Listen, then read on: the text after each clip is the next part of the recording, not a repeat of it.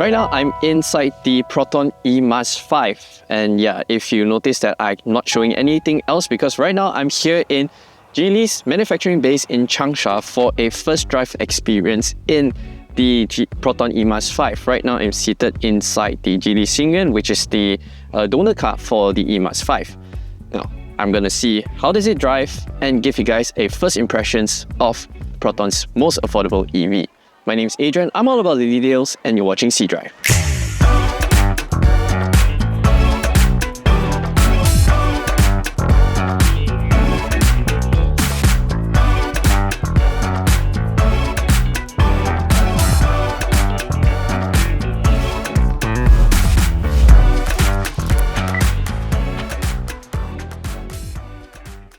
Alright, setting off, we've been on the road inside the e.MAS 5, and what I understand is that this suspension setup is done not just based on the for Malaysia or China market, but the entire export global markets will get the similar suspension setup. And something that impressed me really in the e.MAS 5 is the suspension work. So the e.MAS 5 is running on the multi-link suspension for the rear, as well as a rear-wheel drive platform. So you have the electric motors placed over to the rear. Now, first things first, the suspension work on this is just superb, and I think that the fat, thick tires really does help in terms of making the car a lot more supple over the undulations. Going over these undulations, dips, and the really sharp stuff, the rough stuff, it's so composed, it's so beautifully done in terms of the way the suspension damping, the rebounds, how it approaches the undulations, the dips. It's quite surprising to me because, understand this, the Geely Xingyuan in China is actually a affordable mass market car. So it's supposed to be quote unquote cheap and affordable, but it does not drive cheap. The passengers inside the cabin are very well isolated from the the rough roads that's going on outside. Now, in terms of power delivery inside the e.MAS 5, it's surprisingly linear. It's not the kind where it's going to give you a kick in the back very quickly. More of a linear use. However, when we took it really up to speed, to 120 kilometers per hour, it will pull with 4 adults on board. No problems at all.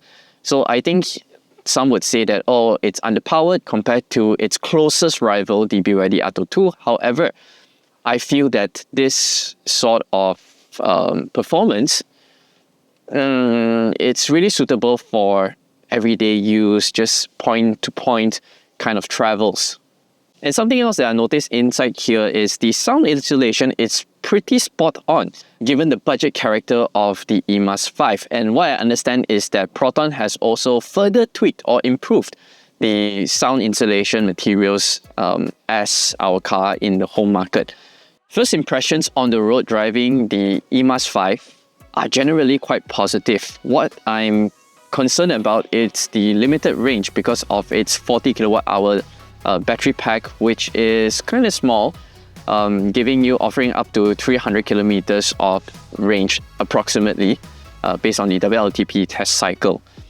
So when it comes to Malaysia, charging speed will be one of the talking points inside the e.MAS 5 because of its smaller battery pack. It allows it to charge from 30 to 80% in under half an hour, which is generally how much you want to use your operating range.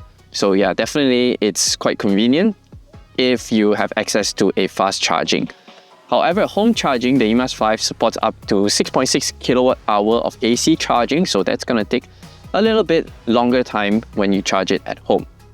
So when it comes to Malaysia, this one is going to be priced approximately in the 80,000 ringgit mark. I am really looking forward for this, to be driving this on our home soil. Right now, I'm here at Geely's manufacturing base in Changsha for just a brief, short session with the e.MAS 5. So yeah, first impressions really generally are quite positive. This unit right here, the onboard trip computer has reset and says it's traveled 1,824.9 kilometers, average speed of 19 kilometers, and has an average energy consumption of 13.1 kilowatt hours per 100 kilometers. And this is actually quite amazing. And once you go back, this one, the range, this is in dynamic mode, it has 352 kilometers on 98% charge. So what this tells me is that the PROTON e.MAS 5 is expected to be quite an efficient and very close to its claimed WLTP range. And in here, the e.MAS 5 will have a super range mode, which really lowers down to the energy consumption to its lowest possible levels, so that you're able to get maximum range out of the battery charge. And here you can see that this is a multi-link rear suspension setup on the e.MAS 5, which promises much better ride quality compared to a traditional torsion beam setup. And even though it looks very simple, very slim, very tiny, however, the suspension work on the e.MAS 5 or the original car, the Geely Xingyuan, is fantastic, it's superb. And I learned that this suspension setup is across all markets, across the global markets, even in Malaysia. So I think Malaysians consumers will be very happy with this sort of ride quality and setup. It's very pliant over undulations, and it isolates all the bumps and imperfections of the road very well.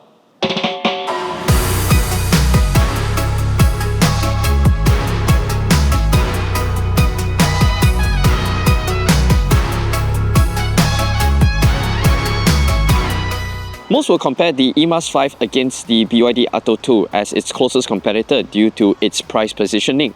However, even though the e.MAS 5 appears to be a smaller car, being a hatchback, it actually has a longer wheelbase compared to the Atto 2 at 2,650mm. Boot space opens up to 375 litres, which is 25 litres smaller compared to the Atto 2. However, the e.MAS 5 has a 70-litre frunk, which is quite practical in use cases such as you're carrying groceries or wet items. This unit that I have with me right here is the Geely Xingyuan, which is the original donor car for our e.MAS 5. So the interior will be largely similar in our Malaysia spec e.MAS. However, the trim pieces like this city pattern over to the side, those would be replaced to a much simpler design. And the head unit will be replaced with the Atlas OS. The operating system will be different. So in China, it uses the Flyme operating system just like the e.MAS 7, but our local spec e.MAS 5 will come with the Atlas OS, which is shared with the Proton X50. The reason for switching to the Atlas OS is simply because Atlas OS has all its cloud systems, the services all localized and placed in Malaysia. So the Flyme audio system will have all the software, it's for global markets, but because Proton, or rather ProNet, wants it to be localized, wants all the information as well as the maps, services, all connected locally, which is why we will have the Atlas OS. But ProNet and Acotec has told me that the UI will be largely similar to this. Seated in here is actually quite a pleasant cabin to be in. So the white interior just creates a very airy feel, and I love that this floating center console tray, so that it opens up loads of space underneath for ladies to place their bag. And up here you get a 50-watt wireless charging tray that comes with air vents, so your phone doesn't get overheated. They have physical controls for the gear levers, PR and D, very straightforward, and there are shortcut keys for your climate control and hazard lights right here. Practicality and storage space is really one of the strongest points in the e.MAS 5. So you get two cup holders, space to place your phones, quite a deep center armrest, and the side door bins, while they don't fit a large size water bottle, but the glove box, it's quite sizable. And over to the rear seats underneath, that's a little storage space and tray for ladies to place your shoes underneath. 2,650mm of wheelbase, the longest one in its segment. And yeah, you can see it translates into copious amounts of knee room, 3 tennis balls and a bit more width. Space in the footwell, it's great. I get rear air vents, 1 USB Type-A charging port, although I don't have a center armrest. And I wish that the seat base could extend a little bit further. And of course, being a car at this price point, let's see.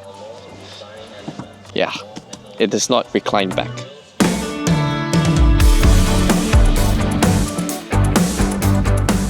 I think the PROTON e.MAS 5 will shake up the local EV market, being the most affordable option and perhaps the first EV to be officially priced under the 100,000 ringgit price point. Despite its limited range of 325 kilometers, but I think that this is a fantastic point A to B car because it comes with loads of space, a fantastic driving experience, really comfortable suspension, and practical boot space. So the next time you're out comparing affordable EVs priced under 100,000 ringgit in Malaysia, make sure you remember all the intricate details of the PROTON e.MAS 5 from my video and see how those cars stacks up against this upcoming affordable EV. My name is Adrian, thanks for watching cDrive, and make sure you subscribe to my YouTube channel for more detailed videos like this. Bye bye.